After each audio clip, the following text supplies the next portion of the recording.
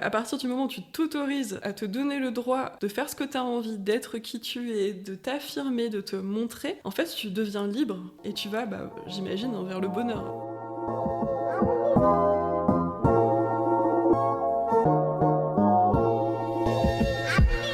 Bonjour et bienvenue dans ce nouvel épisode de La Bise, le podcast qui analyse les stratégies business, communication digitale et marketing pour les entrepreneurs qui veulent lancer ou relancer leur marque.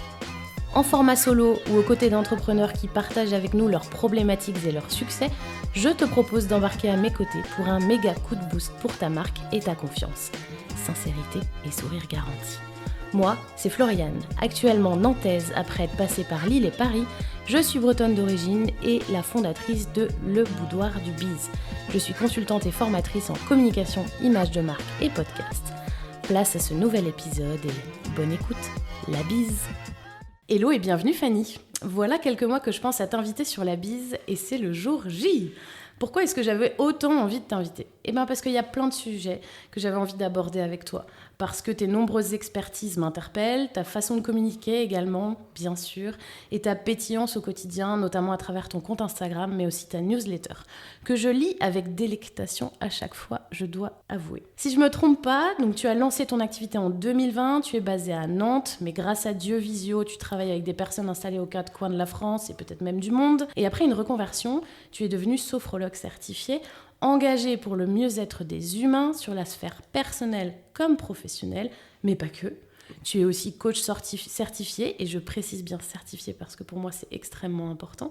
Tu es praticienne en hypnose, certifiée en Ikigai, cet outil merveilleux et tellement puissant que j'adore et dont on va parler aujourd'hui. Et tu as diverses spécialisations, dont une spécialisation sur la sclérose en plaques. Et aujourd'hui, tu as repris le chemin de l'université pour un nouveau diplôme en psychologie. Alors, je ne vais pas publier la liste de tes formations, tu vas toi-même nous en reparler si tu le souhaites, mais c'est impressionnant de voir à quel point tu es toujours dans cet objectif de continuer à te former pour aller plus loin avec cette grande curiosité qui te caractérise. Je vous cache pas que la Fanny, elle sourit beaucoup et elle dit oui de la tête à ce moment-là. Un jour, quand j'ai annoncé que je quittais Lille pour Nantes, lors de la Switchologie, qu'on embrasse bien sûr, m'a dit il faut absolument que tu suives Fanny sur Insta en arrivant à Nantes, c'est une super nana. Donc Laure, on t'embrasse et tu avais raison comme souvent. Fanny, merci d'être devant le micro de La Bise où tu as la gentillesse de m'accueillir dans ton propre cabinet. Je te laisse la parole pour nous présenter ton parcours et ce qui t'a amené à devenir sophrologue, mais pas que. Merci beaucoup Floriane, waouh, quelle intro. J'ai pas dit de bêtises. Non, c'est impressionnant, franchement, quand je réécoute mon parcours, je m'impressionne moi-même. Non, ça fait vraiment manque d'humilité. Donc moi c'est Fanny, comme tu l'as dit, je suis installée en cabinet à Nantes et je travaille en visio, alors partout dans le monde, je dis pas ça pour me la raconter, c'est vraiment, j'ai la chance qu'on me fasse confiance un peu. Alors je voyage beaucoup du coup avec des personnes un peu partout, un peu moins en Asie, je pense que c'est le décalage horaire.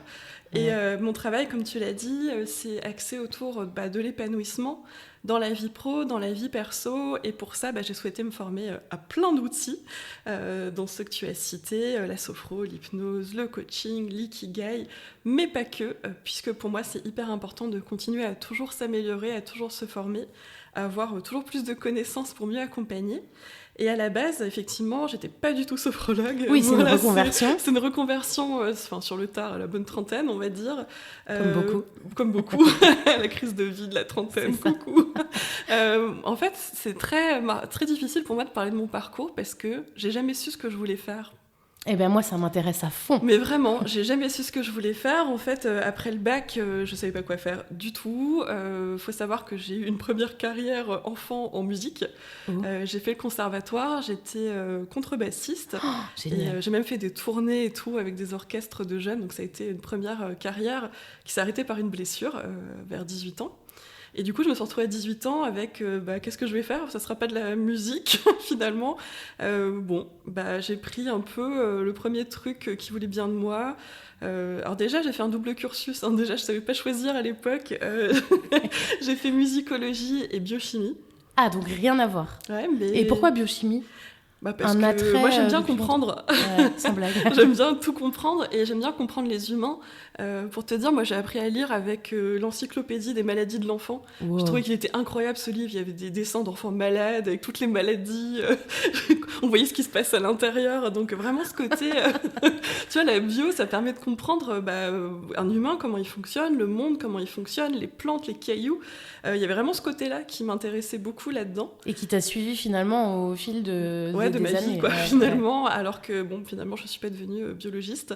Et puis, la vie a fait que je me suis retrouvée à travailler à Paris, à La Défense.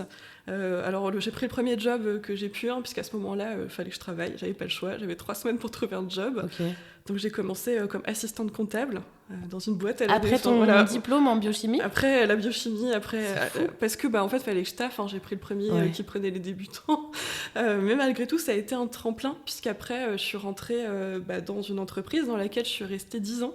Donc t'étais à Nantes quand t'as été catapultée à La Défense ? Non, alors moi je suis pas nantaise du tout, je suis picarde. Ok, nous avons ce point commun du Nord. Je viens de la Picardie, je viens de l'Aisne, je viens de Laon, et en fait le travail le plus rapide et facile à trouver c'est Paris quand on habite là-bas.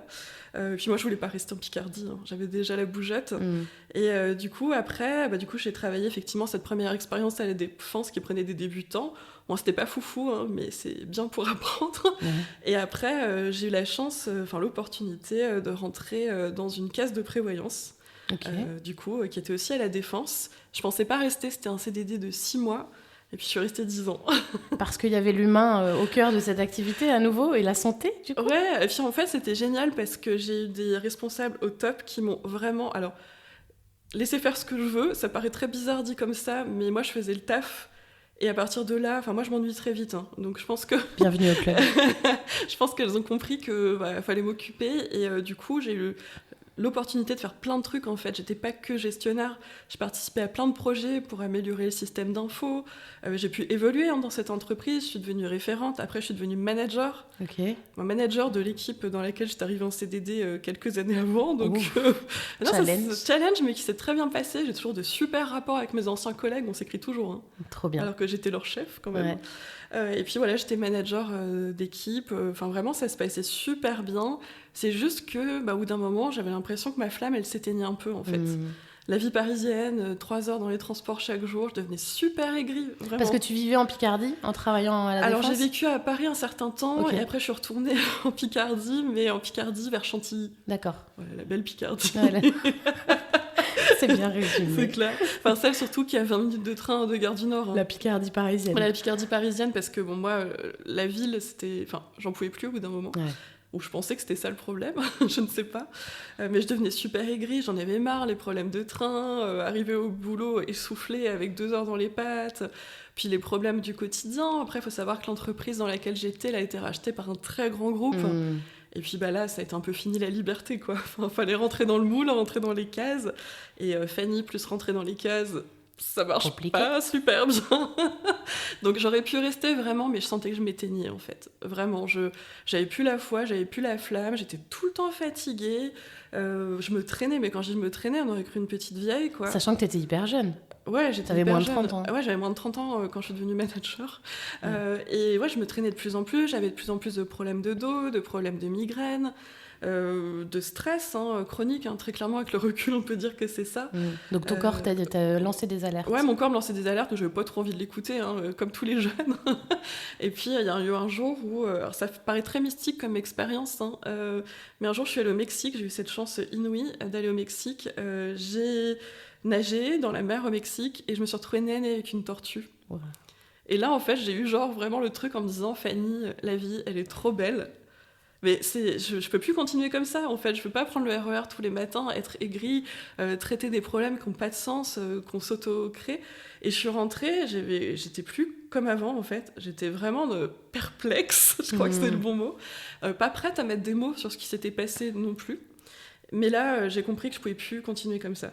Alors, j'hallucine, parce qu'en fait, j'ai vécu le même type d'expérience. Et peut-être que les animaux marins ont cette faculté à te remettre un peu au centre du village, parce que moi j'ai eu la chance de me baigner dans les Cyclades et je suis tombée nez à nez avec un poulpe qui est devenu mon animal totem. J'adore. Qui est partout dans ma vie, les doudous de mes enfants, mes tatouages, ma déco, et bientôt, voilà, plein d'autres choses à venir.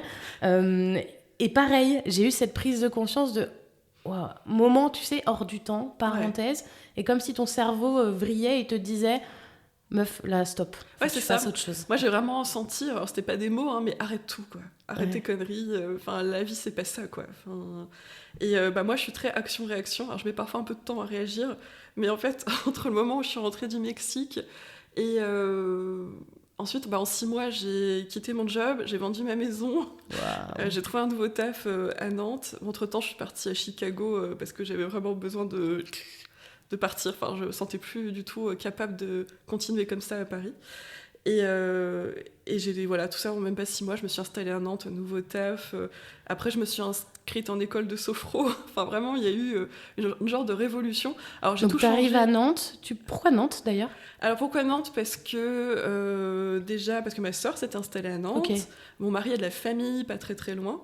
Et puis, du coup, envie d'être plus près de la mer, puisque c'est hyper important pour moi d'être près de la mer, de pouvoir... Enfin, moi, mon rêve, c'est d'être au bord de la mer. Donc, je voulais quand même une ville, parce que j'étais pas encore prête à tout quitter. Et puis, je suis pas partie seule, je suis partie avec mon mari aussi. Ce qui m'a suivi, quand même. Il a suivi mon délire de... Allez, je quitte on tout, change de vie, chérie. On part demain. C'est ça. Et en plus, je n'ai pas vraiment laissé le choix. Je lui ai dit, moi, je pars. J'étais un peu possédée, quoi. Enfin, c'était plus possible. Et je suis très reconnaissante, en fait, qu'il ait lui aussi tout quitté et qu'il ait recommencé sa vie pro à Nantes. Donc, ça a été vraiment ça. Et j'ai commencé un taf administratif, du coup, à Nantes. J'étais aussi manager, chef d'équipe. Et en même temps, je me suis inscrite en école de sophro parce que des formations de la vie parisienne, à l'époque, pour s'inscrire dans les écoles du bien-être, il y avait des listes d'attente super longues. Et je me suis dit, bon, je vais me mettre direct sur une liste d'attente en arrivant à Nantes, comme ça, le temps que ça se fasse, on verra bien. Et la nana, elle m'a rappelé le lendemain et j'avais ma place. Ok. Et qu'est-ce qui t'amène à la sophro ? Alors, la sophro, je l'ai rencontrée je l'ai rencontrée à la fac. Alors, ça paraît à la première fac, dans les années 2000. Et, parce que, justement, il y avait eu un petit atelier de prise de parole en public, de déstresser. Et puis, comme je m'ennuyais beaucoup à la fac, j'étais inscrite à cet atelier-là. J'avais beaucoup aimé. J'avais gardé ça dans un petit coin de ma tête en me disant, c'est cool, ce truc. Et puis, quand j'étais manager, je me suis aperçue qu'on était tous énormément parasités par le stress. Vraiment, que ce soit moi, que ce soit les personnes de mon équipe ou d'autres collaborateurs, qu'on était tous hyper paralysés par le stress et que je me suis dit, la sophro, ça pourrait être cool que je l'apprenne pour être déjà une meilleure personne, pour mieux gérer mon stress. Et aussi, si je peux aider quelques personnes de mon équipe à se sentir mieux, ça pourrait être canon. J'étais vraiment dans cette optique, j'étais pas du tout dans l'idée d'une reconversion, en fait. Quand je me suis donc inscrite. c'était un objectif managérial pour faire en sorte que les gens de ton équipe se sentent mieux dans leur peau. Complètement. Puis moi, je me suis toujours formée, même pendant ma carrière salariée. J'ai fait des formations qui n'avaient rien de technique, j'ai fait des formations de communication de crise, j'ai fait des formations tout le temps parce que je pense que sinon on s'endort déjà, si on se forme pas. Et puis on peut toujours s'améliorer, on peut toujours apprendre des choses. Donc j'étais vraiment dans cette optique-là. En plus, à l'époque, j'avais pas mal de CPF, donc j'ai réussi à le faire passer là-dessus. Et je suis partie pour 2 ans de formation de sophro le week-end, en travaillant à temps plein avec un nouveau taf. Oui, et en sachant qu'à l'époque, si je ne m'abuse, intégrer le bien-être des salariés au travail était particulièrement innovant. Oui, et c'est pas très bien passé d'ailleurs dans l'entreprise dans laquelle j'étais. Ça n'a pas été compris. Ok. Donc, formation tous les week-ends, à distance. Presque. Alors, en physique à Nantes. Wow, ok, d'accord. Ok. Donc, en parallèle de ta vie... ma vie salariée. Où en plus, il y a eu des problématiques au travail qui a fait que je ne pouvais pas prendre forcément de jours pour compenser la fatigue. Donc, ça a été un tunnel vraiment pendant 2 ans où j'étais soit au travail, soit formée. Heureusement, mon mari gère super bien la maison et le reste, parce que sinon, je crois que j'aurais vécu dans une grotte, à peu près. Et puis, 2020 arrive, le moment où je vais passer mon examen, et confinement. Bam, cadeau. C'est ça. Prise de conscience professionnelle comme tout plein de gens autour de moi, dont moi. Ouais, du coup, tu vois, c'était en mars le confinement, mes examens, c'était en avril. Ok. Oui, donc tout s'est enchaîné. Tout s'est enchaîné. Ta vie pro, à ce moment-là, pendant le confinement, elle ressemble à quoi ? Ouh là là. D'accord, je vois. Comment ça À des réunions toute la journée? Non, en fait, à ce moment-là, comment dire ça de façon polie, je me suis fait éjecter de mon poste. Ok. En fait, éjecter un manager. En fait, j'ai été remplacée par quelqu'un d'autre parce que, à l'époque, je sais pas si tu te souviens, il y avait les personnes entre guillemets dites fragiles qui pouvaient pas travailler. Oui. Moi, c'était mon cas. Ouais. Donc, j'ai été mise en arrêt. J'avais pas le droit de travailler et ça a été l'opportunité pour me remplacer par quelqu'un d'autre. D'accord. Intéressant.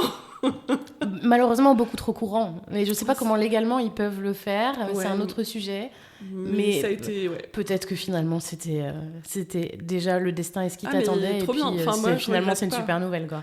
Pour moi ça a été l'opportunité de ma vie parce que j'aurais jamais eu le courage de me barrer et de me lancer. Oui, parce que je suppose que comme moi t'avais quand même un certain confort de vie, des conditions de travail agréables, etc. Un salaire qui j'avais le salaire qui tombait tous les mois. J'étais cadre, j'étais dans une institution qui offrait beaucoup d'avantages, mais malgré tout j'étais quand même, c'est à ce moment-là que j'ai fait un burn-out aussi, tu vois. Ouais, je comprends. J'étais vraiment en épuisement mais absolu. Alors le travail, les études, le travail ça se passait très très très très mal. Et en plus de ça, j'ai été éjectée gentiment, poussée vers la sortie. Et finalement, merci à vous de l'avoir éjectée. Trop contente, voilà. Franchement, je m'en souviens parce que du coup, mon dernier jour officiel, c'était le 15 août. Et le 16 août, j'avais trouvé un cabinet. Donc du coup, le fait qu'ils t'annoncent que c'était fini avec eux, toi, tu t'es directement dit... Ok, je me lance en sophrologue. De toute façon, j'avais mon diplôme. J'avais pas de plan particulier. Je me suis dit, écoute, tu vas de poste de manager en poste de manager. Ça a pas l'air d'être vraiment ce qui te convient le mieux. J'étais bonne dans ce que je faisais, mais c'est pas pour ça que ça me plaisait ça te faisait pas vibrer.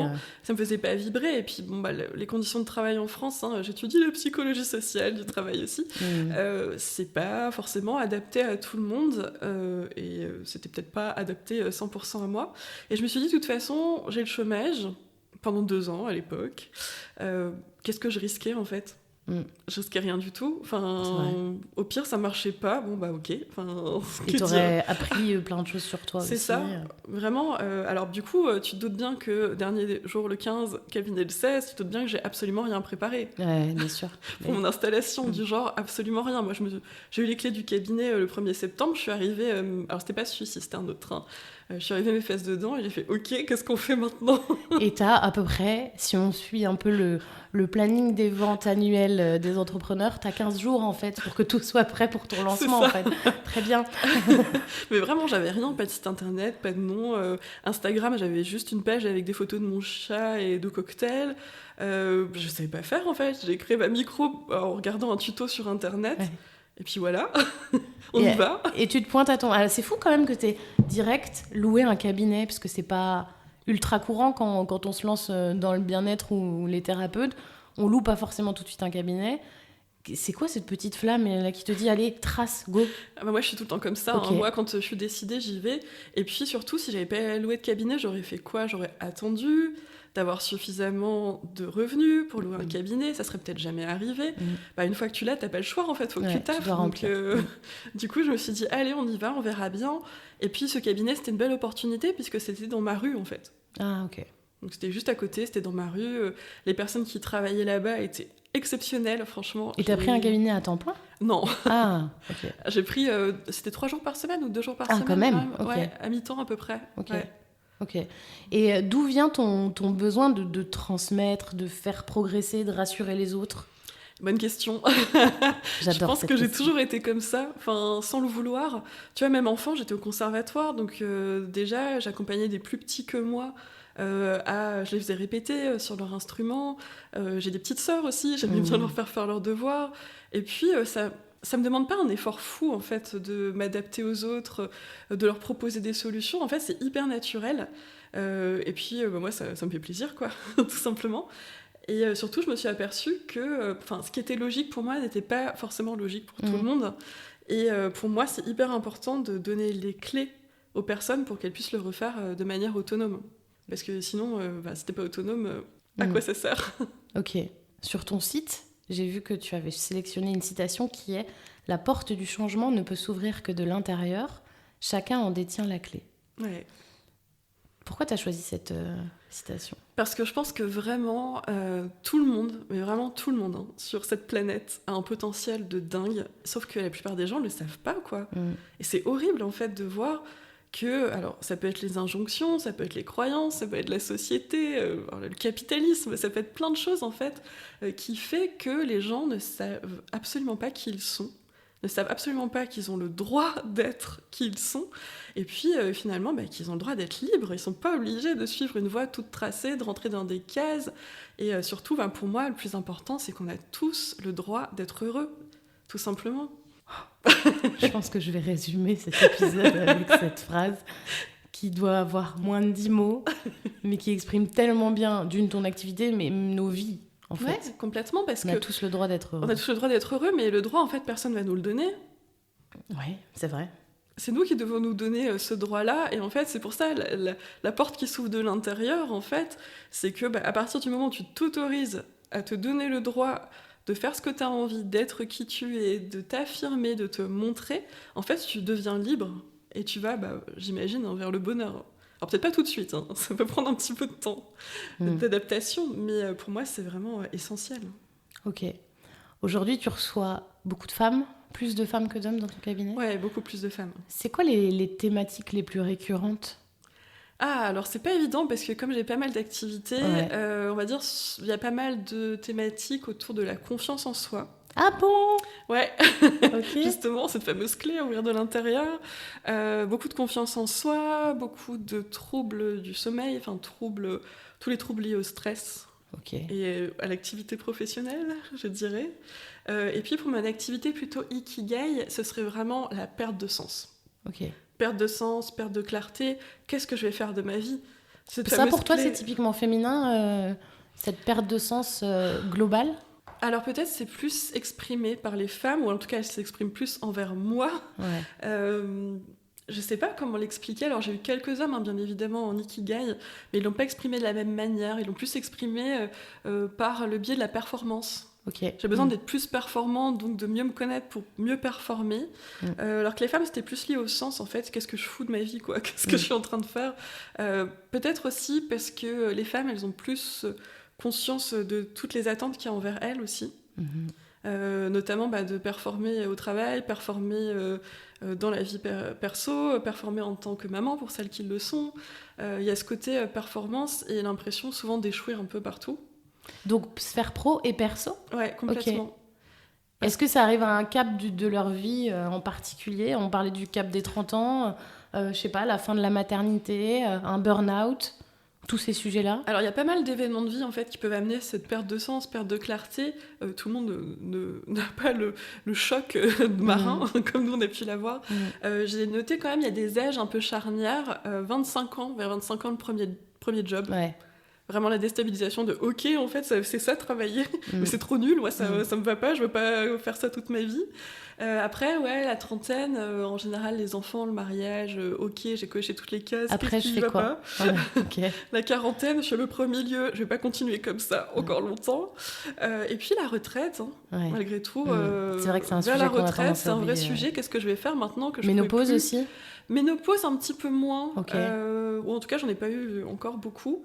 Mais plus, la retraite s'approche. Mais je vais faire quoi de ma vie, en fait ? Je veux pas être une mamie gâteau.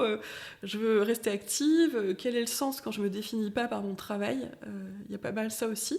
Et puis, alors, moi, j'en ai un petit peu moins parce que je communique pas trop dessus, mais aussi les premières années d'études. Ah ouais, ok.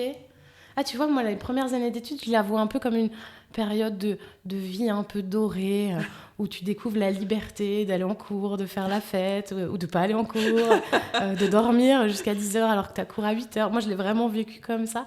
Je m'attendais pas à ce que tu évoques ça. Si. Il y a beaucoup d'anxiété chez les jeunes, notamment en études supérieures. Est-ce que, il y a quand même une pression. Alors nous, je pense qu'on est de la même génération. Nous, le drapeau rouge, c'est si tu vas aller dans quelque chose de bouché, tu seras chômeur. Carrément. C'était le truc. C'est le risque le plus ultime de notre vie. C'était le chômage. Je pense que les jeunes maintenant, ils sont vraiment en recherche de sens. Ils sont dans une génération où, de toute façon, je pense que le chômage sera forcément inévitable à un moment ou à un autre, où les choses bougent très vite, il n'y a plus vraiment de repères. On ne peut plus leur dire, si tu bosses bien à l'école, tu auras un bon taf, comme on nous a dit. Bon, c'était pas forcément vrai. C'est faux. Disons les choses. Mais en tout cas, voilà, il y a peut-être moins de repères, ils voient leurs parents galérer. Enfin, je pense qu'il y a pas mal d'anxiété sur l'avenir pour les jeunes, de comment je vais réussir ma vie ou pas. Le long terme, ça leur fait vachement peur. Il y a de l'éco-anxiété aussi. Ouais, à fond. Et cette prise de conscience aussi de je ne veux pas faire comme mes parents. Alors je pense que c'est la dernière génération qui dira ça, de je veux pas rester toute ma vie dans la même boîte et je veux pas forcément faire le même métier toute ma vie non plus. Ouais, complètement. Puis moi, les jeunes, vraiment, je les admire parce que y en a beaucoup qui se lancent dans l'entrepreneuriat alors qu'ils sont super jeunes. Moi, je pense que j'aurais pas eu les épaules à la vingtaine. Ouais, mais peut-être qu'ils se prennent moins la tête. Ouais, certainement. Et puis qu'ils se diront si je me plante, on a 1000 vies à venir. Tu vois, nous, on a vraiment grandi sur cette génération-là de objectifs, CDI, stabilité. Eux, avec la société dans laquelle ils grandissent, effectivement, peut-être que c'est un peu plus ouvert désormais sur cet aspect-là. Ouais. La thématique de la confiance m'intéresse beaucoup. Parce que dans mon accompagnement principal, j'accompagne les femmes entrepreneurs à travailler sur leur marketing et leur stratégie de marque, mais parallèlement aussi sur leur état d'esprit, ce qu'on appelle le mindset, qui est peut-être un terme un peu galvaudé maintenant, mais en même temps, je ne trouve pas d'autres termes adaptés pour le moment. La confiance, pour moi, quand tu es entrepreneur aujourd'hui, si tu peux avoir une stratégie de marque en béton, si tu n'as pas un état d'esprit où tu te connais, où tu sais quelles sont tes limites, où tu te sens bien dans ta vie, ça peut pas marcher. Et vice-versa, si tu as un mindset de fou et un marketing de merde, ça ne peut pas marcher non plus. Donc forcément, quand tu me parles de confiance, moi, ça m'interpelle. Comment t'accompagnes aujourd'hui les femmes et ou les femmes entrepreneurs, d'ailleurs, sur ces problématiques de confiance? Comment tu travailles là-dessus ? Alors j'ai plusieurs outils, du coup. Si c'est de l'ordre, on va dire, du blocage, on va peut-être plus travailler ça en hypnose. Parce que le blocage, il est souvent inconscient.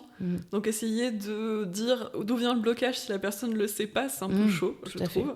Après, si le blocage, c'est plus de l'ordre, alors j'aime pas ce terme, mais il est malgré tout réel, du syndrome de l'imposteur, impostrice. Le fameux. Ça se travaille justement. Pour moi, la confiance, ça vient de l'action. Et une petite action, plus une petite action, plus une petite action, ça fait grandir la zone de confiance. Donc on va plus être dans du coaching, dans de la mise en action. Les femmes entrepreneurs, tout dépend déjà de leur objectif, puisqu'il y en a certaines, ça va être de gagner en confiance, d'autres, ça va être de gagner en organisation, mais notamment sur l'aspect de la confiance, on va travailler sur la mise en action. Puisque une petite action, plus une petite action, plus une petite action, à la fin, on commence à maîtriser. Et plus on maîtrise, plus on a confiance. Et puis surtout, de voir qu'il y a des résultats, quand même, ça booste et ça donne envie d'aller de l'avant. Donc je vais utiliser peut-être pas l'intégralité de mes outils, mais c'est l'avantage d'en avoir plusieurs. C'est que selon la personne, on va plutôt travailler... Alors je sais que je peux utiliser l'ikigai, notamment avec les entrepreneurs. Je peux utiliser du coaching, de l'hypnose, de la sophro, quand la personne elle est comme ça pendant la séance. Pour le coup, c'est assez personnalisé. J'ai pas une méthode ou une technique adaptée aux femmes entrepreneurs. Mais la confiance, c'est quand même un sacré sujet qui revient dans l'entrepreneuriat. Parce qu'il y a plein de personnes qui savent faire, qui ont envie de faire, mais qui sont hyper bloquées à cause de... Alors, j'aime pas ce mot, attention, la concurrence, à cause de leur image, à cause des projections qu'elles vont se faire sur qu'est-ce que les gens vont penser de moi, de mon ancienne vie professionnelle. Ouais, peur du jugement, peur de s'exposer, peur presque d'être dépossédé, en fait, de soi quand on s'expose sur les réseaux ou quand on communique. Et du coup, l'idée, moi, je travaille beaucoup sur l'action et rassurer.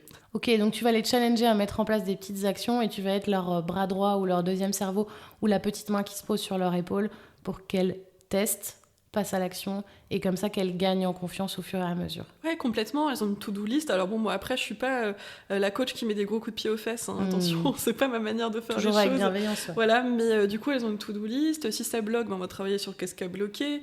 On part quand même de quelque chose. Oui. Et puis, dans ces coachings entrepreneurs, il y a des personnes que je vois en suivi tous les mois, tous les trimestres pour certaines, et des personnes qui viennent me voir en one-shot. Ok. Par exemple, juste, il y a une problématique, il y a un blocage. Parfois, juste le fait d'en parler avec quelqu'un, de livrer toutes les pièces du puzzle à quelqu'un d'autre, et qu'on regarde les pièces en disant « Ok, ça va dans le coin. ça va au milieu. Pourquoi tu mettrais pas ça plutôt que ça ? Ça suffit pour certaines. Ok, super intéressant. Qu'est-ce qui a fait que tu as voulu accompagner des entrepreneurs spécifiquement sur la partie business ? Est-ce que quelqu'un t'a glissé l'idée parce qu'il savait que tu étais forte là-dedans ? Elle fait oui. Est-ce que c'est une prise de conscience ? Est-ce que c'est lié à tes patientes aujourd'hui, etc. En fait, c'était pas mon plan. Moi, mon plan d'origine, c'était quand même juste être sophrologue en cabinet, quand même, faut savoir. On en est un petit peu loin. En fait, c'est des sophrologues qui sont venus à moi. Ok. En me disant, j'ai besoin d'aide, me lancer, c'est trop hard, j'avance pas. Et on travaillait beaucoup sur le mindset, forcément, au départ. Et puis, moi, j'aime beaucoup trouver des solutions, comme je le disais tout à l'heure, depuis toujours. Et la personne, on travaille sur le mindset, mais si elle est complètement désorganisée, c'est bien beau, mais ça va pas trop matcher. Pareil, je pense qu'il y a des choses à savoir, on ne sait pas tout. Quelqu'un, par exemple, qui me dit je veux pas être sur les réseaux sociaux, très bien, mais les clients avec qui tu travailles, ils sont où ? Et pourquoi aussi tu veux pas être sur les réseaux ? Alors après, on peut ne pas vouloir être sur les réseaux, moi c'est ce que je dis, il n'y a aucun problème. Si tu ne veux pas y être, tu n'y es pas, mais tes clients, ils sont où ? Et comment ils vont faire pour te connaître ? Alors vu comme ça... Il y a des personnes qui font effectivement, il y a peut-être quelque chose à faire, et d'autres qui disent non, moi je veux vraiment pas être sur les réseaux, du coup ma clientèle elle est que locale, je vais bosser que en local. Et tout est possible dans l'absolu quand on met des mots dessus, quand on comprend ce qui se passe. Et je sais pas si je suis forte en business ou autre, mais en tout cas j'ai appris les choses. Je me suis formée, je me suis fait accompagner pour ça, parce que moi j'ai aucune formation commerciale ou marketing ou business. J'ai travaillé dans le social et dans la prévoyance, donc je vais pas très loin avec ça pour me vendre. Tout s'apprend. Si on est capable d'apprendre de la sophro, on est capable d'apprendre à être chef d'entreprise. Il faut même. Ouais, c'est mieux. C'est mieux, parce qu'avant d'être sophrologue, on est chef d'entreprise. Donc, ouais, mais ça, on nous le dit pas. Et puis c'est intimement lié aussi à nos choix de vie professionnels. C'est-à-dire que quand tu es à ton compte, ça sous-entend effectivement d'investir sur toi, de te former, d'aller plus loin pour continuer à accompagner de mieux en mieux. Et toi, d'être de plus en plus fier de toi aussi, de tes compétences. Carrément. Donc, effectivement. Je sais que tu utilises beaucoup l'Ikigai. C'est un outil, moi, que j'adore, que j'ai découvert il y a 5-6 ans maintenant, que j'utilisais d'un point de vue perso et maintenant pro. Donc, je sais que tu proposes aux gens de travailler sur leur Ikigai, mais aussi que tu formes les thérapeutes, il me semble, à utiliser l'Ikigai dans leurs accompagnements. Est-ce que tu peux nous présenter ce qu'est l'Ikigai et à quoi ça sert ? Bien sûr. Alors, l'Ikigai, moi, ça a été le coup de foudre aussi avec cet outil. L'ikigai, c'est une philosophie de vie japonaise, ancestrale, qui a été occidentalisée sous la forme de jolis petits cercles qui s'entrelacent les uns avec les autres. Mais en dehors de la forme, c'est surtout le fond qui est hyper intéressant.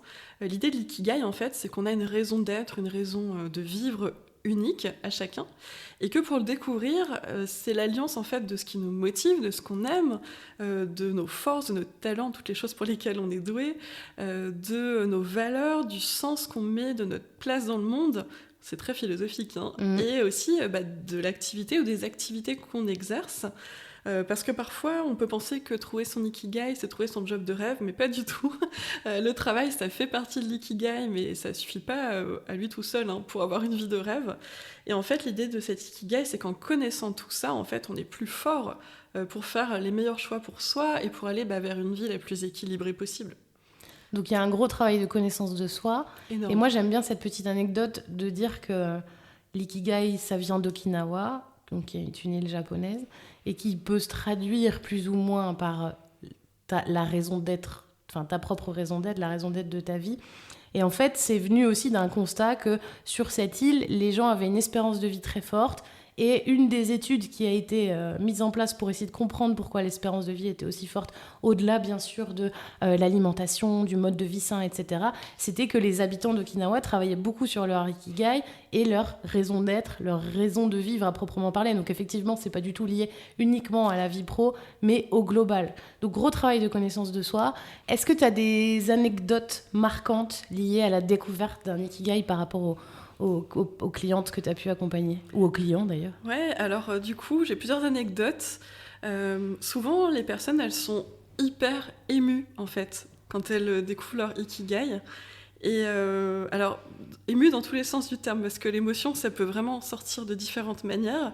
Il y a des personnes qui vont se mettre à pleurer, vraiment, genre, c'est trop intense. Genre révélation. Genre, c'est moi ça, en fait.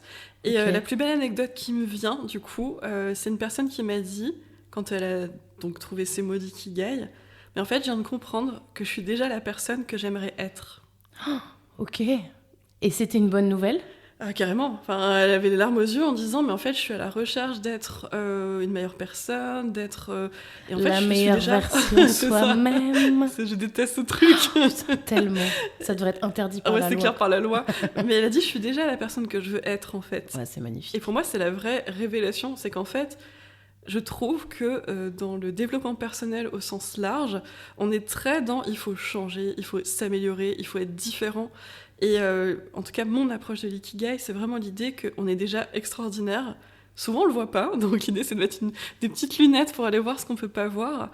Mais surtout, que pourquoi changer alors qu'on est déjà très bien, en fait ?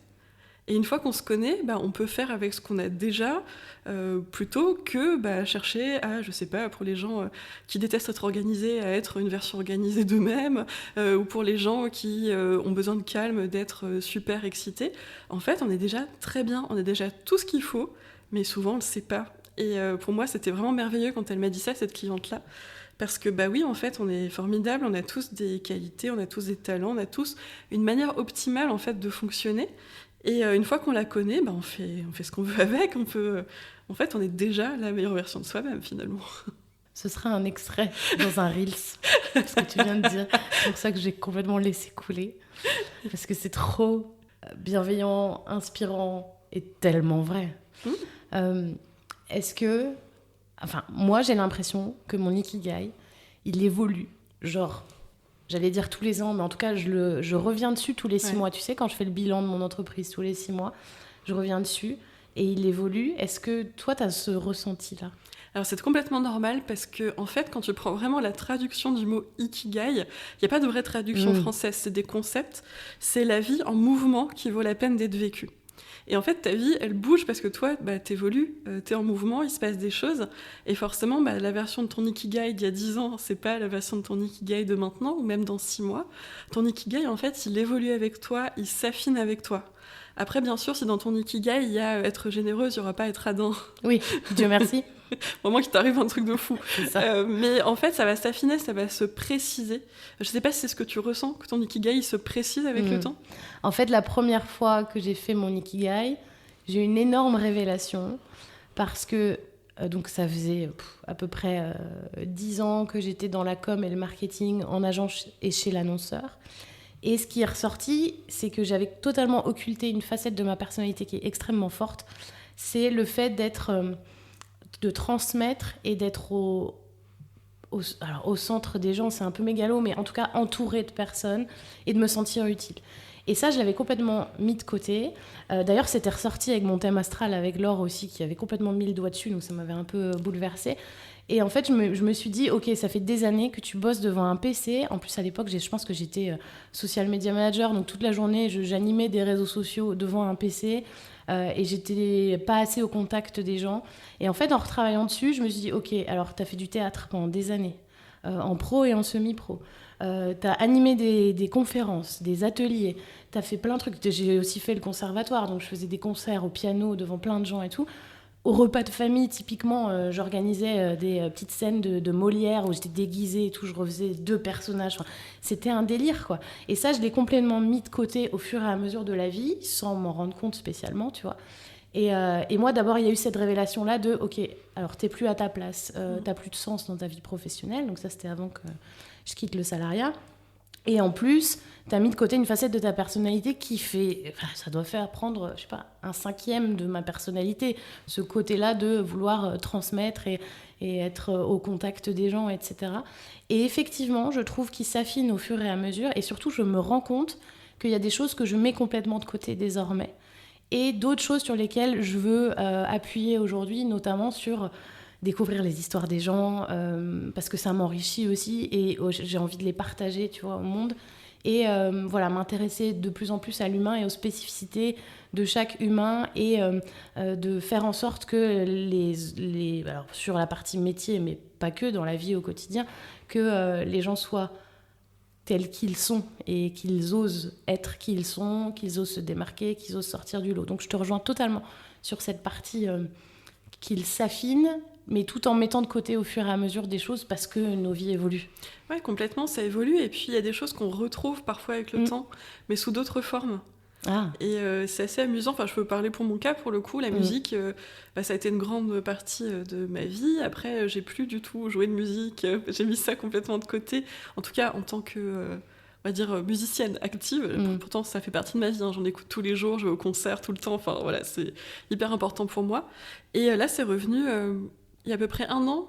En fait, je me suis dit, ouais, ça serait cool que je me forme à la sonothérapie. Ouais, j'adore. Alors, c'est encore une formation que j'ai commencée. Mais tu l'as fini, toi. Oui, contrairement à moi, je l'ai fini pas toute. Je l'ai fini, alors ça peut prendre beaucoup de temps, parce qu'effectivement, avec la fac et tout, c'est très hard au niveau organisation. Encore ton diplôme de psychologie. C'est ça, mais je le fais vraiment selon l'inspi.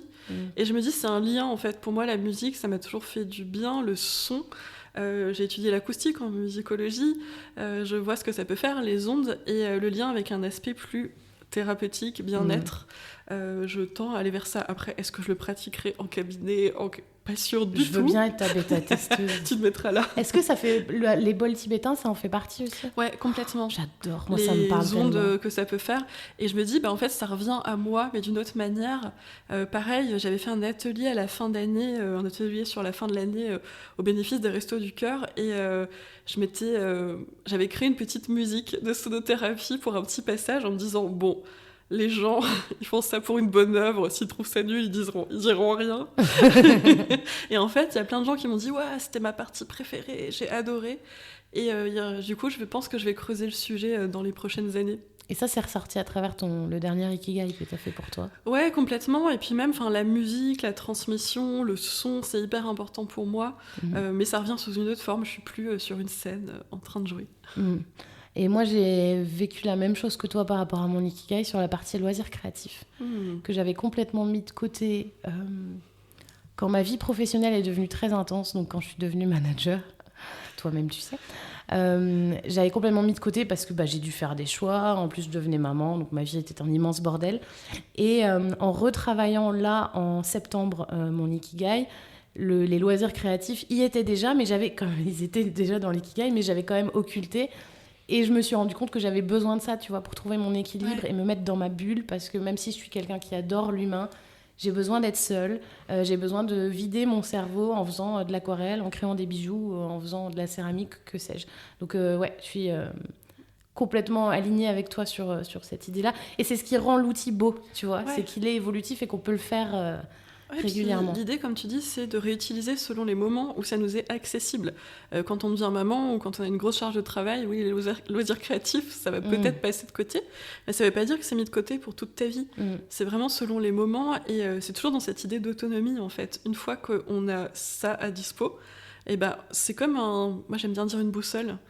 T'as ta boussole, tu sais à peu près vers quelle direction aller, ce qu'il y a dedans, et puis tu vas piocher les différents éléments selon ce qui t'est accessible ou pas dans le moment. Et qui font ce que tu es toi aujourd'hui.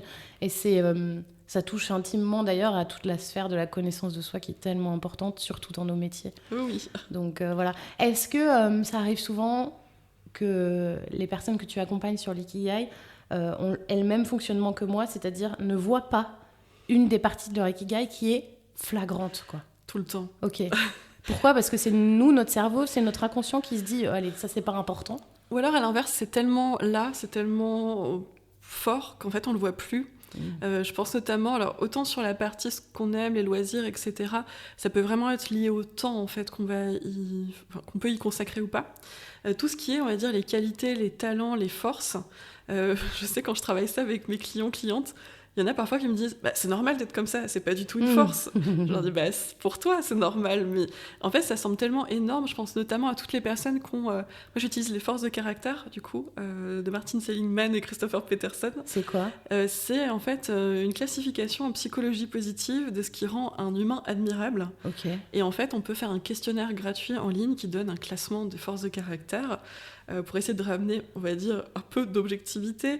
Parce que quand je demande aux personnes de me citer ce qu'elles font bien, elles me disent rien. Ou alors elles me mettent 3 choses. Donc là, ça permet un peu de mettre un peu à distance ça. Et dans ce questionnaire, il y a un classement de forces, et notamment toutes les personnes qui ont les forces honnêteté, qui me disent « c'est normal d'être comme ça ». Ça, c'est une phrase d'honnête. Oui, absolument. Et qu'est-ce que tu fais de bien, toi ? Je sais pas, parce que moi-même, moi je suis comme tous mes clients. Prise à son propre jeu. Mais rien. Mais pour soi-même, en fait, c'est hyper dur, parce qu'en fait, on est tout le temps avec soi.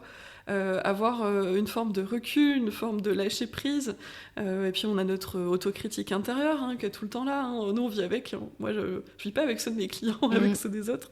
Qu'est-ce que je fais de bien ? En fait, je suis incapable de répondre à cette question. Et moi, je suis capable. C'est ça qui est fou. Est-ce que, quand on se pose la question, est-ce qu'il faut pas demander... Alors, pas forcément à Tati Jacqueline, mais à un amoureux, à une amie proche, ou à une cliente, ou à une rencontre, pour nous aiguiller un peu.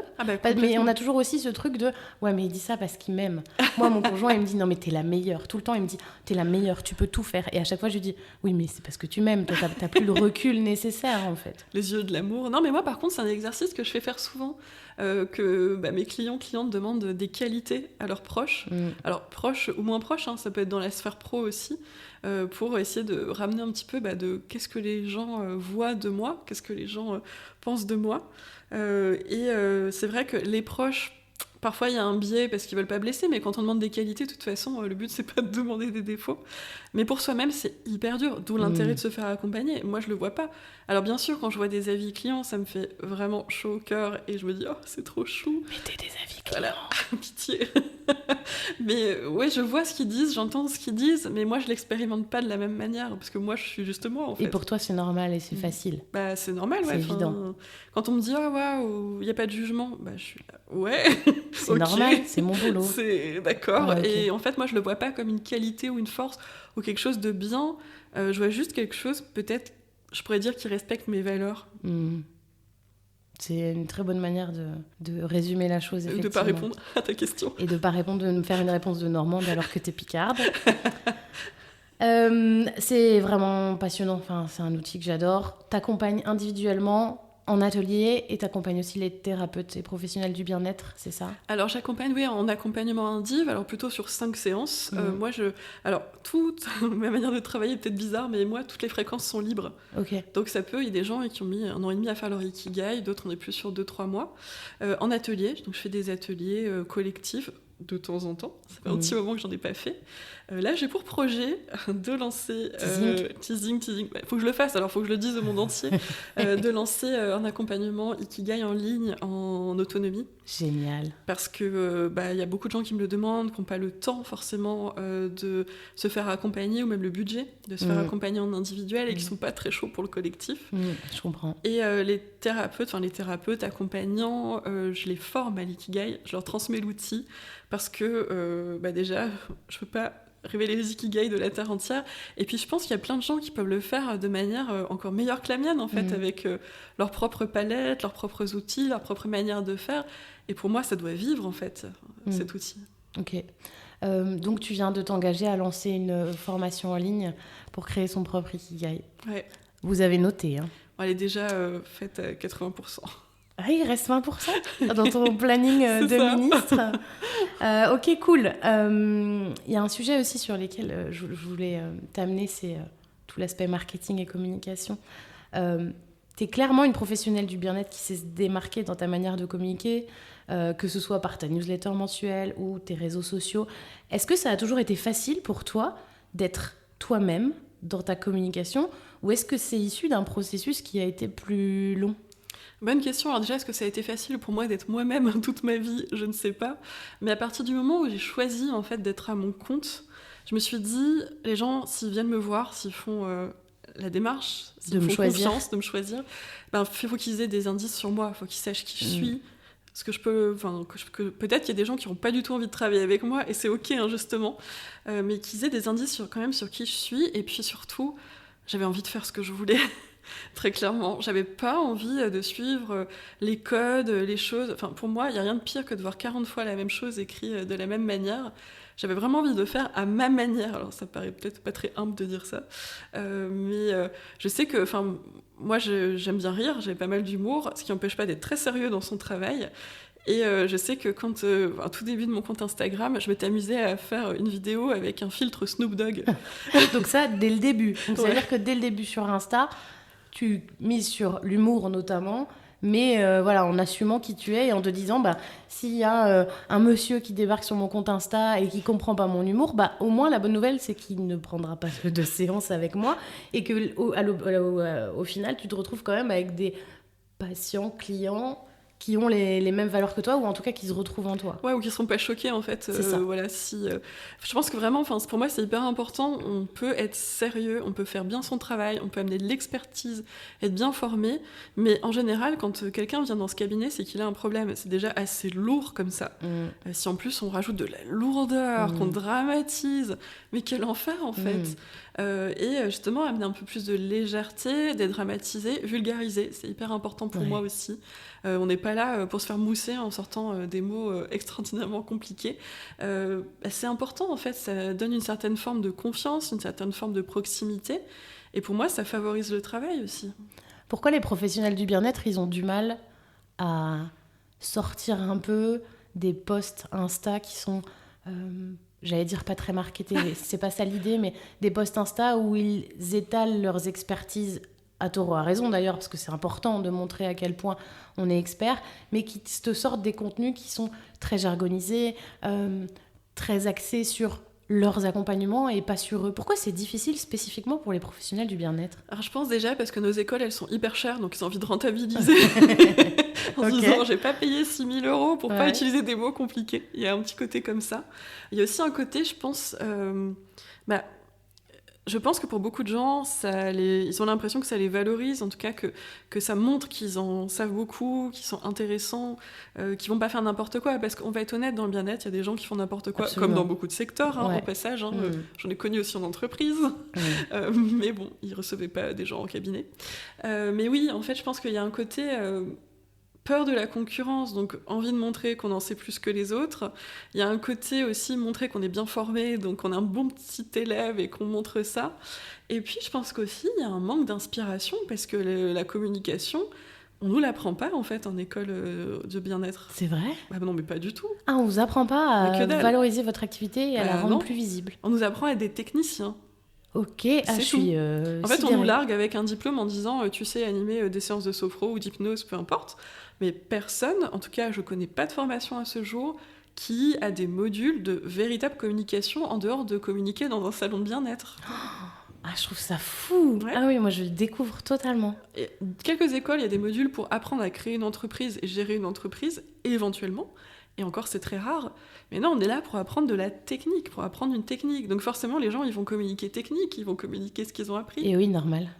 Et pourquoi, à contrario, parce que avec le recul de mes premières années à mon compte, je me rends compte que les professionnels du bien-être, ils ont du mal à vendre leur offre. Alors j'allais dire à se vendre, mais non.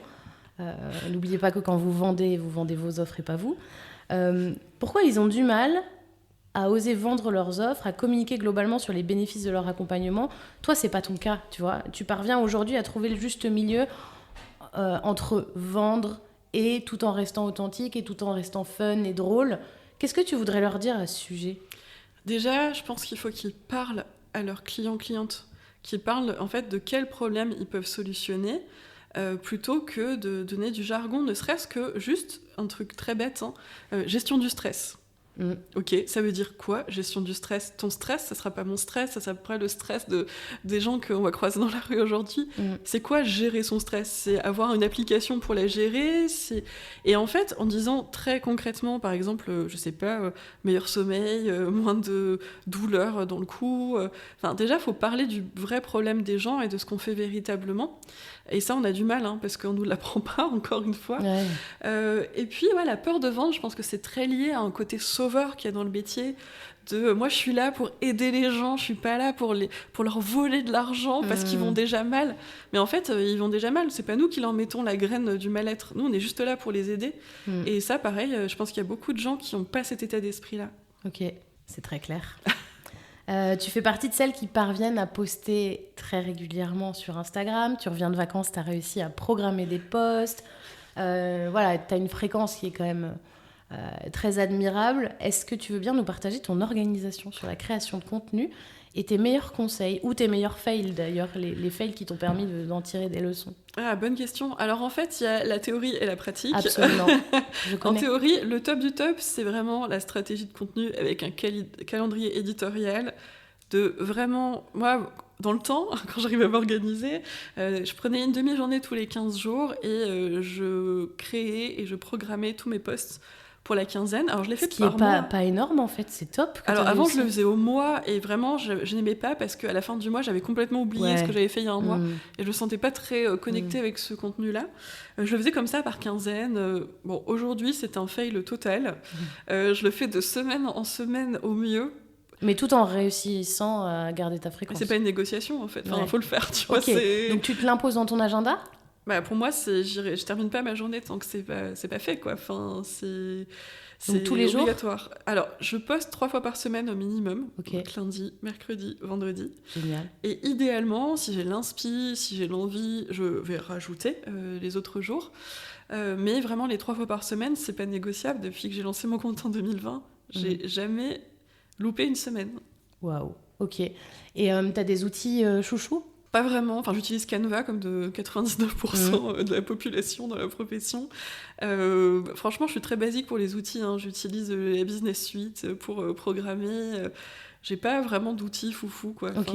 Et ton calendrier éditorial aujourd'hui, tu l'utilises ou c'est selon ton inspi ? Ou t'as un tableau de sujets ? J'ai un tableau, en fait, déjà j'ai beaucoup de notes dans mon téléphone quand j'ai une inspi. Avec une difficulté que je m'impose, je ne parle jamais de mes clients, de ce qu'ils disent, de ce qu'ils font. Même en les laissant en anonyme ? Même en les laissant en anonyme. Pour moi, c'est pas négociable. Pourquoi ? Parce qu'ils viennent ici pour se livrer, c'est quelque chose d'intime. Moi, j'aimerais pas qu'après ma séance de psy, il y ait un post, cette personne a un problème, je sais pas, de gestion du stress. Je serais là, ouh, elle parle de moi, je trouverais ça un peu gênant. Ah ouais, ok. Je parle jamais de mes clients. Si eux parlent du travail qu'ils ont fait avec moi, je le repartage. Via les Google Avis et les stories, les gars. C'est ça, mais sinon, je parle jamais d'eux. Pour moi, c'est hyper important de préserver leur intimité. Okay. Donc, je me facilite pas le boulot en faisant ça, du tout. Ouais, de fou. Mais pour moi, c'est important. Je transige pas sur cette valeur-là. Mais c'est selon mes inspi, selon ce que j'entends, selon ce que je vois sur les réseaux, selon les conversations que j'entends dans le bus. Enfin, vraiment, je suis inspirée de tout le temps. Et du coup, après, des fois, je fais des thèmes. Je me dis, oh, ça va être le thème de la confiance, ça va être le thème du machin. Et aussi, quand j'ai des lancements particuliers, forcément, quand je vais plus parler d'ikigai, quand je vais lancer la formation ikigai ou un atelier, quand j'ai plus envie de faire de sophro, je vais plus parler de sophro. En fait, ma com, elle suit vraiment mes envies. Comme je suis formée à beaucoup de choses, quand j'ai pris trop de monde en ikigai, j'ai plus très envie. Hop, je vais plutôt parler de bien-être. Quand j'ai j'ai plus envie de faire de l'ikigai, je vais en reparler, etc. C'est vraiment lié à mes envies et à mon inspiration au quotidien. Donc ça veut dire que tu as réussi un exploit quand même, c'est de trouver le juste milieu entre régularité et fréquence, mais flexibilité. Tu vois, tu parlais du fait que tu veux pas batcher ton contenu sur un mois parce que quand il va se poster, tu seras plus connecté à ça, ce sera plus dans ton quotidien, etc. Je trouve ça super admirable d'avoir réussi à trouver le juste milieu entre ok les gars, il y a des règles que tu as décidé de suivre et t'es absolument pas obligé, mais tu as décidé de suivre les règles. En plus, 3 posts par semaine, c'est juste parfait. Enfin, c'est pas trop, c'est pas assez, c'est excellent. Mais à côté de ça, tu t'accordes aussi le fait de parler des sujets qui te marquent au moment M auquel tu vas poster, c'est ça ? Ouais, pour moi, c'est hyper important parce que c'est ça aussi qui fait qu'il y a peut-être plus d'échanges avec les personnes qui me suivent. Pour moi, c'est génial de pouvoir échanger avec elles. J'aime bien parler des sujets d'actu, alors pas de politique, hein, pour moi c'est important, je le fais pas en tout cas sur mon compte pro, mon compte perso c'est autre chose. Mais en tout cas des sujets, je sais pas, je dis n'importe quoi, il y a, imaginons Thomas Pesquet qui dit que la sophrologie est bien, ça me permet d'en parler, d'être assez réactif par rapport à l'actu, et d'avoir pas mal d'échanges aussi avec les personnes. C'est moins déconnecté de la réalité que si je prévois un mois. Ouais, et plus inspiré, puis t'es peut-être aussi plus fier de tes contenus quand ils sortent à un moment où t'as envie qu'ils sortent, en fait. Ouais, carrément. Et après, je pense aussi que ça vient avec le temps. Enfin, au bout d'un moment, mes templates, ils sont faits. Les sujets, je sais à peu près de quoi je parle. C'est plus facile. Au départ, c'était pas évident. Il y avait tout à construire. Si je me trompe pas, t'as une newsletter mensuelle aussi. Ouais. Comment tu choisis ? Parce qu'à chaque fois, c'est un thème spécifique. Comment tu choisis le thème ? Là aussi, ça dépend de ce qui s'est passé dans les jours précédents. Alors, la newsletter, il faut savoir que je l'ai procrastinée pendant plusieurs années. Et tu n'as aucun regret de l'avoir fait. Tu n'as aucun regret de l'avoir lancée, évidemment. J'avais dit, en 2024, je lance la newsletter parce que ça suffit, les conneries. Maintenant... une newsletter, mais je me suis dit je suis pas capable de suivre un rythme hebdo ou je parle même pas quotidien, moi je les lis pas les newsletters quotidiennes, et puis je trouve qu'on est un peu saturé de newsletters, donc je me dis une par mois c'est bien. Après je me suis vraiment posé la question de quoi je vais parler, parce que bon c'est pas évident, et vraiment je choisis un thème par mois selon mon inspi, selon soit ce qui revient le plus dans les accompagnements, soit moi, qu'est-ce qui est venu le plus dans ma vie.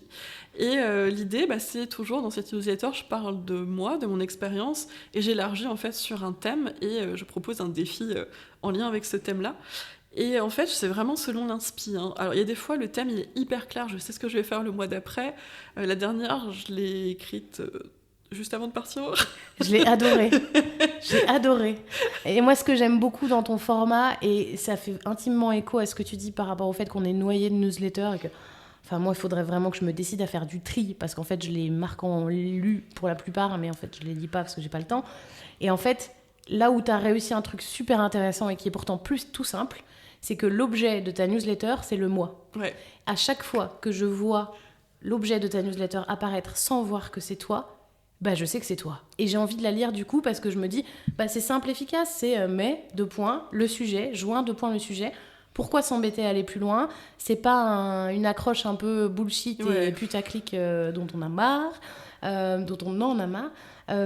Et du coup, ça, tu vois, je sais que c'est toi. Donc, tu as réussi à intégrer ça dans ta stratégie de marque aussi, tu vois. Alors qu'en fait, c'est, entre guillemets, tout bête de mettre le moi. Complètement. Mais en fait, et du coup, on comprend le format aussi. On comprend le format, et puis surtout... les accroches, moi, ça me gave. Vraiment, parce que déjà, je trouve pas ça authentique pour 99% des accroches. Ouais. Genre, ce truc va changer ta vie. Ok. Clique et ce sera trop tard. Sinon, ce sera trop tard. Il va se passer un truc très grave si tu n'ouvres pas cette newsletter. Moi, je vois ça, je la vire direct. Tu sais, ça fait...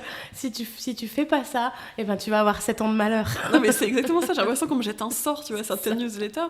Et puis, je pense aussi que je suis pas community manager, en fait. Je suis pas spécialiste, je suis pas rédactrice. Moi, je suis juste chacun son taf. Et en fait, au bout d'un moment, bien sûr, je pourrais me former pour faire des super belles accroches et tout, mais ça serait plus vraiment moi. Auquel cas, autant la faire écrire par quelqu'un d'autre. Absolument.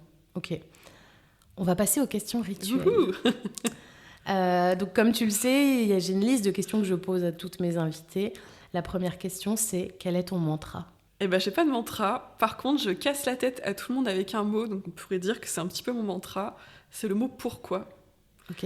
Et tous mes clients vont rigoler s'ils écoutent ce podcast, et les personnes que j'ai formées en Ikigai aussi, parce que tout le temps, quand on a un problème, on se demande comment on va faire. Comment. Mais en fait, on ne trouvera jamais la solution si on ne se pose pas la question de pourquoi. Pourquoi on a besoin de solutionner ce problème ? Pourquoi on fait les choses ? Pourquoi faire mieux ? Pour quelle raison ? Et en fait, je me pose toujours cette question pourquoi 1000 fois par jour. Comme les gamins, tu sais, quand ils sont au stade du pourquoi. Ouais, je connais. Moi, je suis restée à ce stade. Ok, mais c'est pas chiant quand même. Alors, c'est interne, c'est pas pour les autres. Ok. Non, parce que ce matin, moi, j'ai eu droit à pourquoi les pingouins, ils ont pas de bras, si tu veux. Donc, c'est le genre de question que je me pose 2-3 heures du matin. Très bien. Je vais te présenter mon fils de 2 ans et demi. Vous aurez plein de choses à vous dire. Non, mais au-delà de la blague, je vois bien où tu veux en venir. Et ça fait sincèrement écho, en plus, à ce concept du why, qui est tellement important. Et là encore, on en entend énormément parler. Et ça peut être saoulant, mais c'est tellement vrai. Et voilà. C'est la base de tout, mais après oui, je pose les questions pourquoi aux clients, mais ça les fait rigoler au bout d'un moment. Ouais, je comprends tout à fait. L'accessoire indispensable que tu as toujours sur toi ? Depuis que je suis à mon compte, c'est mon téléphone. Alors, ouais, tu disais que tu mettais tes notes dedans. En fait, je mets toute ma vie dedans. Hein. J'écris toutes mes notes, toutes mes inspi, je réponds à mes mails, je monte mes vidéos, enfin, je fais tout de mon téléphone. Pro et perso, ou t'en as 2 ? J'en ai 2, mais bon... il y a des choses utilises qu'un. Disons que je réponds plus à toutes les questions pro passées une certaine heure, ni pendant les congés, ni autres. Mais mes montages, c'est quand même beaucoup mieux sur mon perso. Ok. L'objet le plus précieux chez toi et dont tu ne te sépareras jamais? Alors c'est la bague de fiançailles de ma grand-mère. Oh. Elle est là. J'adore. C'est celle-ci. Ok. En plus, je peux techniquement plus la retirer parce qu'elle était déjà très petite quand je l'ai fait. Ton activité la plus réconfortante? Aller à la plage et écouter de la musique. Les deux en même temps? Ou écouter de la musique à la plage, c'est très bien aussi. Ok. Tu vas où à la plage? J'aime bien aller à Taron. Taron? Ouais. Ok, je connais pas du tout. C'est une très grande plage. C'est pas une grande plage comme à la Baule. Hein. Ouais. C'est très. Ça reste un peu sauvage. C'est un peu familial. Il y a un petit stand de crêpes sur un petit port. Il y a la fraiserie. On peut se garer et marcher. J'aime beaucoup. C'est entre Pornic et Saint-Brévin. Ok, je note. Merci, c'est la Nantaise qui a parlé. 3 personnages de fiction qui te ressemblent et pourquoi? J'adore cette question. Alors là, franchement, cette question, c'est très dur pour moi d'y répondre et je vais t'expliquer pourquoi. J'aime les choses torturées. Ok. Et les choses très drôles. Alors, c'est quoi les choses torturées? Alors, par exemple, tu vois, cette question, j'ai demandé à mes sœurs parce que je savais pas y répondre. Mais ma sœur m'a dit Fleabag. C'est quoi? Alors, je sais pas si tu connais cette série Fleabag, c'est une série anglaise. En fait, l'héroïne vit un deuil et une dépression. Et ça commence très bien. Et du coup, c'est en même temps extrêmement ironique. Il y a beaucoup d'humour noir. Et dans la 2e saison, elle tombe amoureuse d'un prêtre. Enfin, vraiment, c'est un peu barré. Mais finalement, c'est sa manière de gérer son deuil, de gérer sa dépression par l'humour. Ma sœur dit que je suis un troll. Voilà. Okay. Donc alors, on parle de la petite figurine ou de la personne qui fout le bordel sur le web? C'est moi. Non. Mais du coup, il y a ce côté, j'aime bien le côté... Moi, j'aime bien les oppositions. Tu vois, j'aime bien le côté, en même temps, la tristesse, la joie, enfin, ces choses comme ça. J'aime bien, alors ça va te faire rire, un personnage qui m'a beaucoup inspiré, Fallon dans Dynasty. C'est ma passion, cette meuf. Elle est incroyable. Mais en quoi elle te ressemble? Alors, moi, elle m'inspire. Je dis pas qu'elle me ressemble, parce que j'aime beaucoup son ambition. J'aime beaucoup le fait qu'elle suive pas les règles, elle rentre pas dans les cases. Et puis, les paillettes, quoi. Ok, je comprends tout à fait, parce que j'adore ce personnage. Il y a ça. J'admire. Je voudrais pas lui ressembler pour autant, mais effectivement, il y a des traits de sa personnalité sur lesquels on devrait piocher un peu, et notamment le côté fonce, te pose pas de questions, de causer des questions. Quoi. Puis, elle y va, quoi. Elle s'en fout, quoi. Et moi, j'aimerais tellement être comme ça, des fois. Un peu plus, je suis un peu, je crois. Et puis après, moi, j'aime bien les choses policières. Alors, tu vois, pareil, qu'est-ce qui peut m'inspirer? Non, faites entrer l'accusé. Tu comprends pourquoi j'adore cette question? À chaque fois, j'ai des réponses improbables. On va dire Olivia Benson, du coup. Ok. Tu vois, c'est la seule femme flic que je vois à peu près dans les séries. Le côté, pareil, de laisser parler son cœur, peut-être plus que les règles, quoi. Ok. Ça me fait penser, pour te dire à quel point j'adore cette question, parce que les réponses sont toujours improbables. J'avais interviewé Aude de Coach My Mind, qui est coach de vie, et elle m'a sorti, je sais plus quel est le 3e, mais elle m'en a sorti 2. C'était Sainte-Thérèse de Lisieux et Lara Croft, quoi. Ouais. Ça lui va bien en plus. Mais de fou. Et en fait, quand tu creuses, voilà, elle t'explique pourquoi, et là tu comprends. Mais à la révélation des noms, c'est toujours génial. J'adore. D'ailleurs, Dynasty, la police et la dépression. C'est ça. D'ailleurs, je m'engage à faire l'exercice pour moi, car je ne l'ai jamais fait. Voilà. L'étape la plus difficile quand tu te lances dans l'entrepreneuriat? La patience. Parce que je pense qu'au début, tu travailles beaucoup à crédit. Hein. À fond.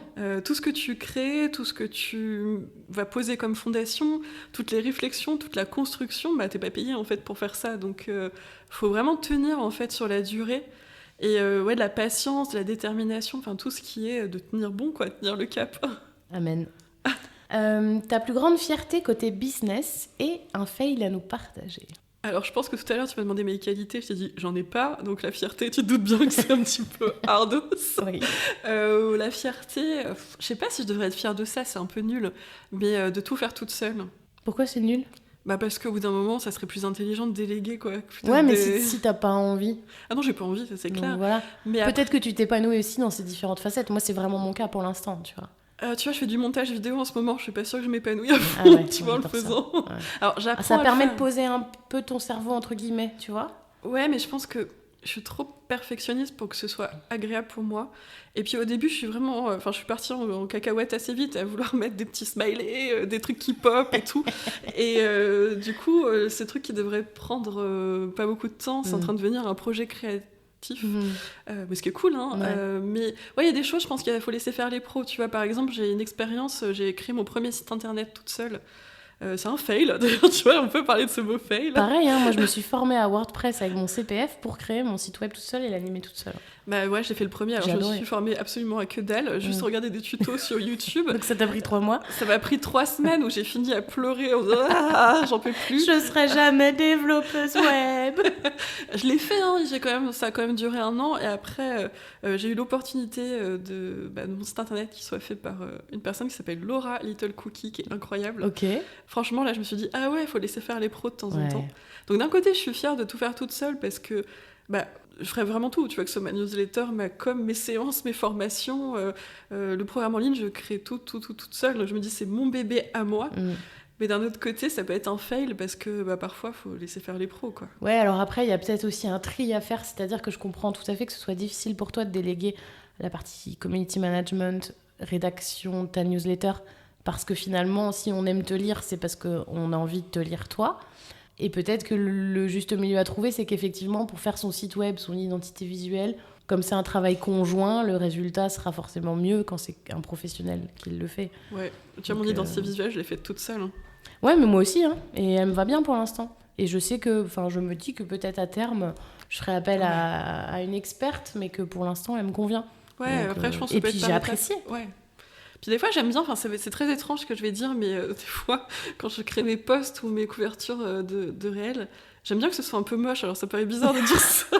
Ils sont pas moches. Non, mais le côté un peu imparfait. Oui. Tu vois ce que je veux dire ? Oui, t'es comme moi là-dessus, c'est que t'as pas envie que ton Instagram soit une page marketing. Ouais, puis j'aime pas quand on dirait une marque. Ouais. Enfin, vraiment une marque, on est sa propre marque, bien évidemment, mais j'aime bien, tu vois, des fois, je sais que c'est kitsch, tu vois, les paillettes, elles sont un peu kitsch, le truc, il est pas forcément hyper aligné, et j'aime bien cette imperfection-là aussi. Ouais, je comprends. Je te rejoins tout à fait. Alors, par contre, je dirais pas que c'est moche, mais en même temps, tes paillettes, elles te ressemblent, quoi. Tu vois, mais des fois, c'est pas de bon goût, voilà, c'est ça que je veux dire. Ça dépend, selon les gens qui ont mauvais goût, du coup. L'aspect sur lequel se démarque ton entreprise. Bonne question. Je pense une forme de proximité avec les personnes que j'accompagne. Enfin, après, si elles ont envie, hein, je force à rien, bien évidemment. Et puis, le fait aussi que, comme je suis formée à pas mal de choses, certes, ça me simplifie pas la vie niveau com, mais pour les clients, c'est confortable, en fait, d'avoir une approche plus globale. Moi, j'ai des clients que j'ai vus en hypnose, après, ils ont fait leur ikigai, après, ils sont devenus entrepreneurs, je les ai accompagnés dans leur business, puis après, ils ont fait ma formation, enfin, vraiment le total. Et je trouve je trouve que pour les clients, c'est confortable. Et quelle belle preuve de reconnaissance qui continue à signer avec toi, quoi. Ah mais carrément, enfin moi j'ai beaucoup de fidélité, j'ai une chance inouïe. Non, ah, si, c'est parce que c'est des belles personnes. J'ai de la chance d'avoir rencontré ces belles personnes. Je suis convaincue que on a les clients qu'on mérite, tu vois. Ouais, mais tu vois, je me dis on a une époque où j'ai la chance de pouvoir les rencontrer. Ouais. Parce que ça aurait été ne serait-ce qu'il y a 10 ou 15 ans, j'aurais pas pu les rencontrer parce que j'ai des clients en Suisse, j'ai des clients un peu partout, et j'aurais pas eu la chance en fait de partager autant avec eux à une autre époque. Ouais, parce qu'ils t'enrichissent. Mais pour moi, c'est pas de la chance, c'est parce que t'as fait ce qu'il fallait pour. J'ai fait le filtre, ils ont vu Snoop Dogg, ils sont dit, elle, ça va pas le faire, ou elle, c'est ma business Snoop Dogg, j'adore, je prends rendez-vous. Moi, c'est typiquement le genre de truc pour lesquels je vais signer, tu vois, parce que ça touche. Si je me fais accompagner demain par un thérapeute ou un professionnel du bien-être, j'ai besoin de sentir que cette personne me ressemble. C'est un peu bête, mais no offense à celles qui se sentiront concernées, mais j'aurais du mal à me faire accompagner, par exemple, par un psy avec une nana qui s'approche de la retraite. Parce que je me dis que, bêtement, elle ne comprendrait pas forcément mes problématiques. Donc, un psy qui me parle de Snoop Dogg, admettons, là, je vais me dire, OK, on va rigoler, elle va me comprendre, etc. Mais bon, c'est ma façon de voir les choses. Des références communes aussi. Ouais. Ça favorise beaucoup le travail, je trouve. Ouais, carrément. La leçon que tu voudrais transmettre à toutes les femmes entrepreneurs. Alors vraiment, de ne pas essayer de rentrer dans les cases si la case ne vous convient pas. Alors si elle vous convient, allez-y, hein. Enfin vraiment, mais ne pas essayer de faire comme tout le monde parce que ça a l'air de marcher. Je trouve qu'on s'y perd après, on ne sait plus qui on est. Enfin moi je l'ai jamais fait, mais j'imagine. Mais vraiment être soi, enfin on a l'opportunité de créer sa boîte. Aujourd'hui on peut aller voir tout le monde, on va être honnête. En visio on peut aller voir tous les thérapeutes, tous les coachs, tous les accompagnants de la Terre.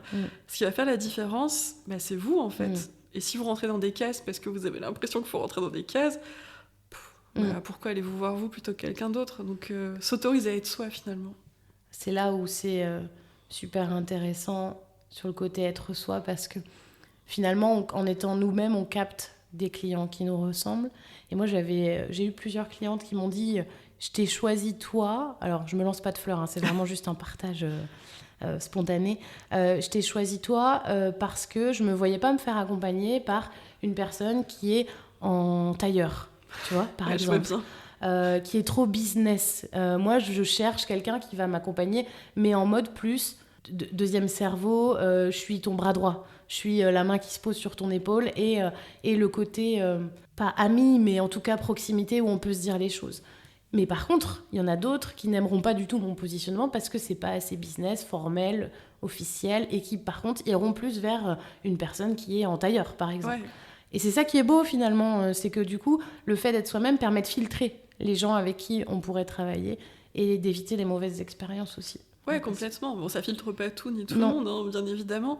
Mais c'est intéressant ce que tu dis sur le fait de pas être en tailleur ou autre, parce que finalement, c'est très drôle. Moi, j'ai pas mal de clientes qui sont venues me voir au début parce qu'on avait les mêmes vêtements. Oui, non, mais mine de rien, ça peut être un détail, mais c'est très vrai. Ouais. Le côté, je me reconnais en toi, on est de la même tribu. Ouais, complètement. Et ça, on peut le faire que quand on s'autorise à être soi. Enfin, je veux dire, si toi, tu te forçais à venir en tailleur aujourd'hui... Je suis un peu mal à l'aise. Je suis pas sûre que ça aurait été aussi sympa d'enregistrer cet épisode. Ouais. La femme entrepreneur que je devrais interviewer dans ce podcast. Alors je dirais ma collègue Adèle. Bonjour Adèle. La diète à bicyclette avec qui j'ai la chance de partager ce cabinet. Il y a des très belles illustrations d'Adèle autour de nous. Et c'est quelqu'un que j'adore. Son approche est juste incroyable. Alors j'ai l'impression qu'elle dépoussière effectivement ce qu'on peut imaginer d'une diététicienne. Complètement, et puis surtout, elle a une manière hyper poétique d'amener les choses. Et en même temps, on parlait de vulgarisation tout à l'heure. C'est ce qui est le plus dur finalement dans nos métiers, d'amener des concepts ultra compliqués à des choses accessibles et compréhensibles par tous. Et pour moi, Adèle, c'est vraiment la personne qui fait ça, mais de manière incroyable. Ok, coucou Adèle. Super. Merci Fanny. Merci à toi. Est-ce qu'il y a quelque chose que tu voudrais rajouter ? Merci. Je voulais déjà te remercier pour cette invitation, remercier Laure, coucou. Qui a eu la gentillesse de nous mettre en relation, et puis toutes les personnes qui auront tenu jusque-là. Merci. Je pense que c'est pas très compliqué vu tout ce que tu nous as fourni aujourd'hui pour le coup. Si vous êtes fatigué, c'est normal. Si votre cerveau cogite, c'est normal aussi, du coup. On peut te retrouver où ? Partout. Alors, on peut me retrouver déjà à Nantes, à mon cabinet, en plein centre-ville. On est bien, en plus. On est bien, franchement bien installé. On peut me retrouver sur Instagram, sur mon compte fanny.sophro, sur mon site internet. Alors, j'ai aussi un groupe de sophrologues en cours d'installation sur Facebook, s'il y en a qui nous écoutent. Et puis, on peut me retrouver ta newsletter. Ah oui, ma newsletter, j'oublie, tu vois, même heureusement que t'es là pour me rappeler tout ça. Je te dis, c'est mon rendez-vous. Heureusement que t'es là, ma newsletter, on peut me retrouver sur mon site. Je suis assez active partout en fait. Merci beaucoup Fanny, à très bientôt. Merci. Au revoir. Et si cet épisode t'a plu, n'hésite pas à le partager, à lui donner 5 étoiles sur Apple Podcast ou sur ta plateforme d'écoute préférée, à me laisser un avis ou un commentaire. Et tu peux bien sûr le relayer sur les réseaux sociaux. Pourquoi ? Parce que la production de podcast, c'est autant de kiff que de temps. Alors n'hésite pas à m'encourager, à en faire autant avec toutes les émissions que tu aimes. À très vite et la bise.